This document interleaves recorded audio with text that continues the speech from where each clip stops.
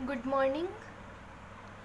अपन अशोक के बारे में पढ़ रहे थे, जो मौर्य डायनेस्टी थी उससे रिलेटेड अशोक ने एक युद्ध किया था जिसे कलिंग वार बोलते हैं।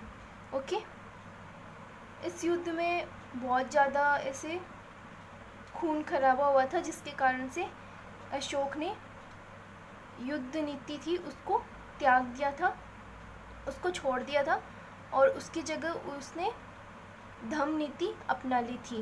ओके, धर्म से रिलेटेड जो नीति थी उसे अपना लिया था और युद्ध करना छोड़ दिया था। अब देखते हैं किस कारण से कलिंग युद्ध हुआ था और इसमें क्या हुआ था। Okay, there were several reasons way Ashok plan to win Kalinga. कई कारण थे जिसके कारण अशोक कलिंग को जीतने का प्लान बनाया था। अशोक ने कई कारणों से। Okay, the whole of India was under the rule of the Maurya empire except Kalinga which was the only area left out. अब इंडिया का बहुत सा जो एरिया है वो तो मौर्य साम्राज्य ने, मौर्य एम्पायर्स हुए थे जो पहले चंद्रगुप्त मौर्य और बिंदुसार, उन्होंने उसे कवर कर लिया था। लेकिन उसमें एक जो कलिंग एरिया था, कलिंग का जो क्षेत्र था वो उनके अंडर में नहीं था। तो केवल यही बचा हुआ एकमात्र क्षेत्र था जो मौर्य डायनेस्टी के अधीन नहीं था और बाकी पूरा इंडिया था वो उनके अधीन था। ओके, कलिंग कहाँ है? उड़ीसा में है। ओके, अब इसमें देखते हैं आगे। The position of Kalinga empire was such that it controlled the sea routes of South India and South East Asia.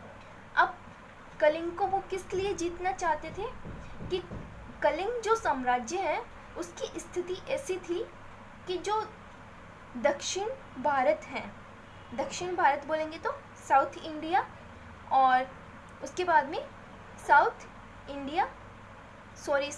East Asia. अब जो दक्षिण पूर्व एशिया के जो समुद्री रास्ते थे, समुद्र से जुड़े हुए रास्ते थे, उससे वो टच करता था, उस साइड में ही थे जो दक्षिण पूर्व एशिया के जो समुद्री रास्ते थे और दक्षिणी इंडिया के जो रास्ते थे। Okay, by capturing Kalinga's these sea routes would come under the control of Ashoka. तो अशोक उनको अपने नियंत्रण में लेना चाहता था। कलिंग को जीतकर वो उन रास्तों को अपने अंडर में लेना चाहता था ताकि जो समुद्री रास्ते हैं उन पे अशोक का अधिकार हो जाए। ओके, आगे हैं Kalinga was a fertile land as it was located between Godavari and Mahanadi rivers. और एक रीज़न क्या था कलिंग को जीतने का कि कलिंग की जो भूमि थी, कलिंग की ज़मीन थी वो काफ़ी उपजाऊ भूमि थी। ओके, क्योंकि यहाँ जो गोदावरी और महानदी थी, नदियों के बीच की ज़मीन थी ये, जो काफ़ी उपजाऊ थी। कौन सी नदियों के? गोदावरी और महानदियों के बीच की ज़मीन थी, भूमि थी जो काफ़ी उपजाऊ थी। ओके, नेक्स्ट है अशोक अटैक्ड कलिंग इन 261 BCE। 261 BCE मतलब कि ईसा मसीह के जन्म से पहले कलिंग पे अटैक किया अशोक ने। The mighty Magadh army marched towards Kalinga. जो मगध की सेना थी वो उस ओर बढ़ी थी, उस जो कलिंग थी उस साइड बढ़ी थी हमला करने के लिए, और मगध की जो सेना थी काफ़ी शक्तिशाली थी। Ashok himself was leading him vast आर्मीज। देखो, शक्तिशाली मगध सेना ने कलिंग की ओर प्रस्थान किया, उसकी ओर बढ़े। Ashok himself was leading his vast army, और अशोक है वो अपनी आर्मी का नेतृत्व, जो सेना थी उसका नेतृत्व कर रहा था अशोक स्वयं। The people of Kalinga offered strong resistance, Kalinga के जो लोग थे उन्होंने मजबूत प्रतिरोध की पेशकश की, मतलब कि वो फिर काफ़ी अच्छे से उन्होंने भी सामना किया था।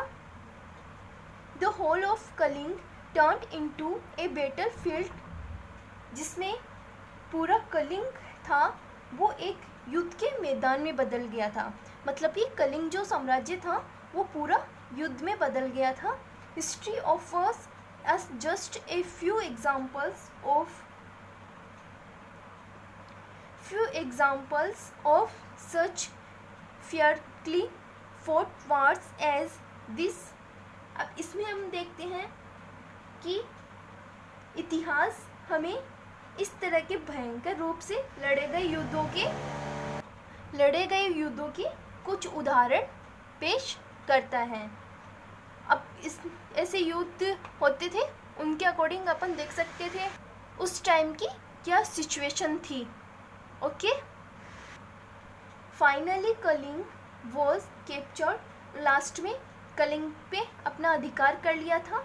However that distractions and suffering affected the king deeply, लेकिन यहाँ पे क्या हुआ, जो भी मौत हुई थी और विनाश हुआ था, लोगों को जितनी पीड़ा हुई थी उससे अशोक काफ़ी प्रभावित हुआ और उसे ऐसे बहुत बुरा लगा कि मैंने ये सब कर दिया। उसके बाद में आगे देखते हैं। इंस्टेड ऑफ गिविंग जॉय, ये जीत की खुशी के बजाय अशोक को काफ़ी धक्का लगा था। This victory gave more pain to the king, राजा को उस युद्ध से जितनी खुशी नहीं हुई उससे अधिक तो अशोक को उस बात का दुख हुआ, जो यहाँ के लोगों ने दुख दर्द और यहाँ पे जो मौतें हुई वो देखी थी। Okay, he vowed not to fight wars in the future and become a Buddhist, और उसके बाद में इस युद्ध के बाद में अशोक ने कसम खाई कि आज के बाद में मैं कभी भी युद्ध नहीं लड़ूंगा और हमेशा के लिए बौद्ध धर्म था उसे स्वीकार कर लिया था। और बुद्ध थे, महात्मा बुद्ध, उनके अनुयायी, मतलब कि उनकी जो भी थे उनसे उनका जो धर्म था बौद्ध धर्म, उससे जुड़ गए थे।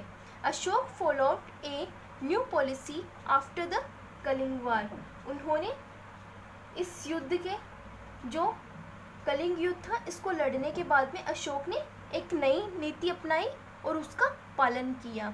हिज पॉलिसी ऑफ दिग्विजय, जो दिग्विजय की नीति थी, जो भी ये जो युद्ध की नीति थी उसे तो छोड़ दिया। पॉलिसी ऑफ कॉन्क्यूस्ट, मतलब कि विजय की नीति, उसे तो अशोक ने छोड़ दिया और इसकी जगह पे was replaced by policy of Dhamma Vijay, और धम्म विजय की नीति अपनाई, कॉन्क्वेस्ट ऑफ धम्म की नीति। ओके, अब हमने इसमें देख लिया कि कलिंग को क्यों जीतना चाहते थे अशोक, और उसके बाद में कलिंग युद्ध के बाद में कैसा फील हुआ अशोक को, और जिसके कारण से अशोक ने जो युद्ध विजय की नीति थी उसे तो छोड़ दिया और उसकी जगह पे धम्म विजय की नीति अपना ली और जो बौद्ध धर्म था उसे स्वीकार कर लिया।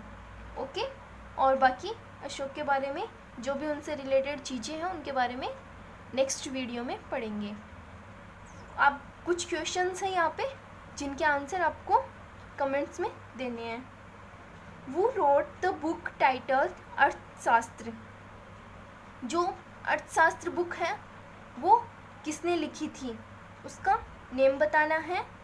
ओके, अर्थशास्त्र बुक थी किसके द्वारा लिखी गई है, इसका नेम बताना है। Which Maurya king was known as Amitraghata, और जो अमित्रा घाट है कौन से मौर्य राजा को बोला जाता था, उसका नाम बताना है। उसका नेम है वो कमेंट्स में बता देना। Name the capital of Magadh, Magadh की कैपिटल का नेम बताना है कि मगध की कैपिटल क्या थी। ओके, क्या क्वेश्चन बताने हैं। अर्थशास्त्र किसने लिखी थी, और अमित्रा घाट कौन से मौर्य राजा को कहा जाता था, और मगध की कैपिटल क्या थी। ये इन जो अभी तक जितने भी वीडियोस आपने देखे हैं उसमें इनके आंसर हैं, और आप आसानी से इनके आंसर्स दे सकते हैं। तो इनके आंसर आपको देने हैं। ओके, कमेंट्स में इनके आंसर दे देना। Okay, thank you.